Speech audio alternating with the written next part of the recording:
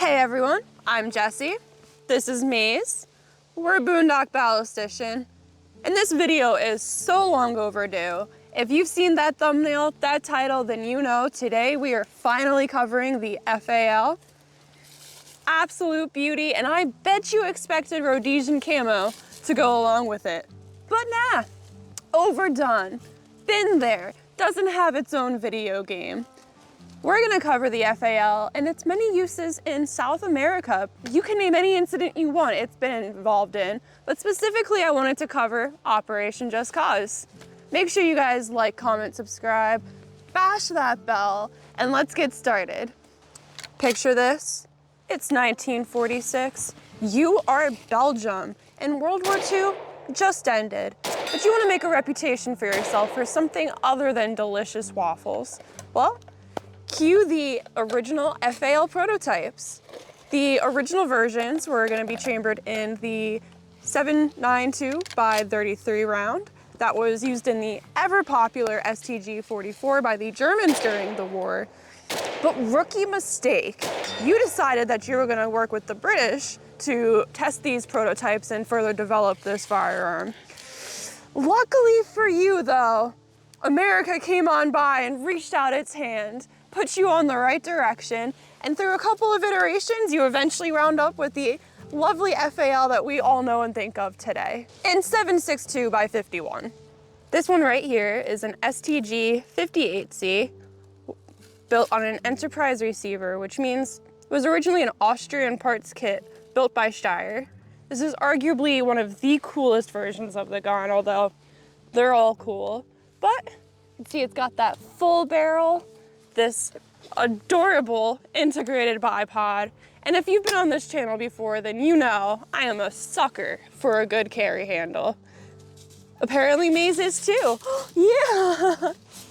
This was built with a plastic stock here to help reduce weight, and a plastic handguard that, in my opinion, honestly looks kind of more like it has the Bakelite textures on it. I don't know what's going on with this one. It's definitely not the same type of plastic here. I think it was supposed to be metal, but this looks cool in my opinion. I'm not complaining about it. This does have a forged barrel and comes in about 10 pounds. This girl stands about 43 inches tall, which obviously a little more cumbersome. Still shorter than the M14 and definitely shorter than that AG42B. But more cumbersome. Although I will say, even with those dimensions and these distractions, I don't think this is too bad of a weapon to use. It is fairly well weight distributed. Obviously, this has the integrated bipod up front, like I mentioned, which of course is going to make it a bit more front heavy when using, especially if it is down.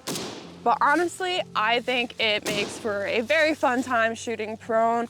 I typically do experience more malfunctions because I can't shoulder the recoil properly with bigger guns like this prone, so that is a huge bonus feature for me at least. Speaking of bipods, if you are gonna go out and just be a little bit careful. These things are obviously old, which means the springs on here are awful.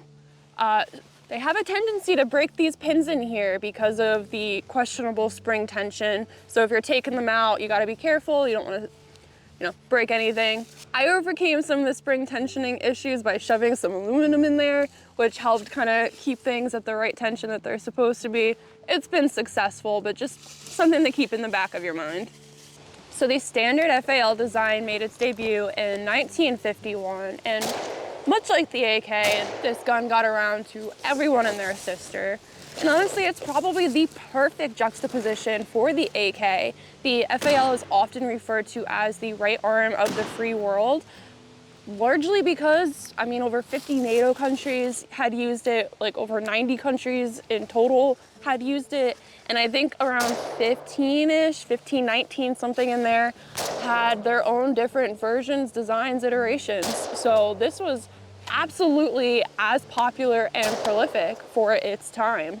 FAL has been used on every side of history, but it's really a simple design, which is fantastic. It's gas operated with a short stroke system and a tilting bolt. Locking mechanism is pretty similar to the SKS, and even better, it does have an adjustable gas system, which makes this really great for adverse conditions, but also really great considering how many different countries were putting out how many different versions of ammo and everything else. And much like the FAL being pimped out to everyone, so was M80, which makes these two a perfect pair for a video, often overshadowed by Rhodesia, but the FAL was a super integral part to South American history. This weapon was used by both the right and left-wing sides in so many conflicts, such as the Falklands War, used by the Sandinista guerrillas, the Sendero Luminoso in Peru, and honestly, even in many modern conflicts in the Brazilian favelas. But most importantly, the one I wanted to cover was the soldiers during Operation Just Cause. If your name is Rico Rodriguez, then you might be a CIA operative looking to take out a dictatorship. The US military had entered Panama with the intent of removing Manuel Noriega, who was regarded as a dictatorship at the time. But interestingly enough, he actually spent several decades as a CIA informant, but that started to head in a direction that the US was not fond of. He had started smuggling drugs into the US, which they weren't happy with, and was associated with the Contras, which I mentioned before, the Sandinistas had used the FAL, getting involved back into that. Noriega was tied to a counter-revolutionary group that wanted to overthrow those guys, but in addition to that, the drugs, the laundering, there's direct ties to him having killed an opponent, Hugo something or another. The US did offer him a deal to relinquish power, get out of Panama, and not face any charges. But of course, we would not be here talking about that if that were such a short, simple, easy. President Bush had responded by sending in 11,000 troops into Panama, of course, to remove him. But he was not taken out through the power of the military with the use of the beautiful FAL. No, it was the power of music that had coerced him out. The troops that were stationed outside of where he was were blasting rock and roll music for I think like 4 days straight until they coerced him out, like blasting. But hey, it was effective and Operation Just Cause succeeded. And why would they do this, you ask? Well, just cause. Probably because of the game, but my mind has always associated the name with Operation Just Cause, as in, we can do it just because, which made a lot of sense, but evidently the original intent was more along the lines of it was a justified cause. But honestly, I think that was just a clever little play on words, workaround. Most people probably perceive it as the first, because honestly, it was just a good show of power on the US's side to not step out of line. I guess it was due time that the CIA decided to finally take out the drug dealer that they funded for decades. Like I said though, Panama is just one of many conflicts in which the FAL was used. It was relatively non-lethal, pretty short. Only a couple thousand Panamanians had passed and just a few tens, not even thousands, a couple hundred of Panamanians had passed and just a few tens of US soldiers, which of course is tragic, but relatively small compared to most conflicts. It would honestly be shorter to list all of the countries that did not use some version of an FAL at some point during their history. But because so many people had gotten their hands on it and had used it, of course, so many different versions exist. You can find ones with all different things, all different lengths, furniture features. You can find ones with folding stocks. And interestingly enough, on the topic of folding stocks, this one's actually not compatible with it due to the difference in recoil system. You can see that it's got a nice little rat tail here.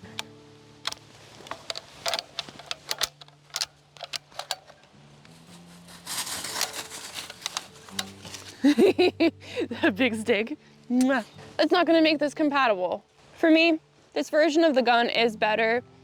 Rat tail for the rat pack, but honestly though, the folding stock versions have become much more prolific. It's much more standard now, so if you're buying a new one, if you're seeing more sporterized modern versions, you're probably gonna see the folding stock.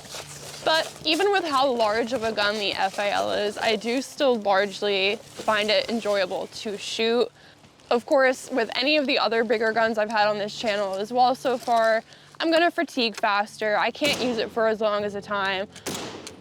But that's just a matter of strength. Its recoil and everything are honestly very manageable, very comfortable. It's a smooth shot, and I love it. I think the FAL is partially so popular in history because of its versatility in mid to long range uses, and super simple design, very easy to take down on the battlefield, which is crazy important. Less moving parts, which means less chance of malfunctions, easier to replace, less things to have to carry along with you when you're out in the field.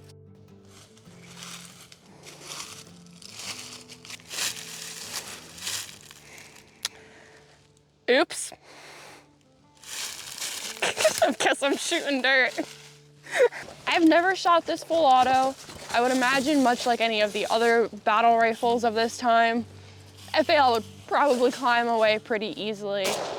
But even with that, it's probably one of my favorite guns in the collection. I really do. I love it. It's great. If it weren't $1 a round, I would shoot it way more often, but my soul hurts every time.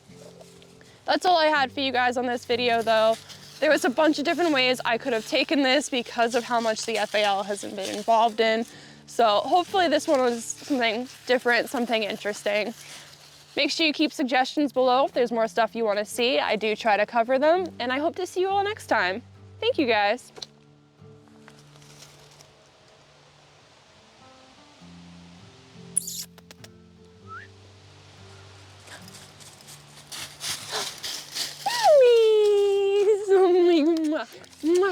Maisie. Maisie, come here. Maisie, come here. We gotta sing the Maisie song. Maisie, Maisie, she's my joy and she's my pride. She sure looks cute in her fuzzy fursuit. Maisie's always by my side. Yeah, I know.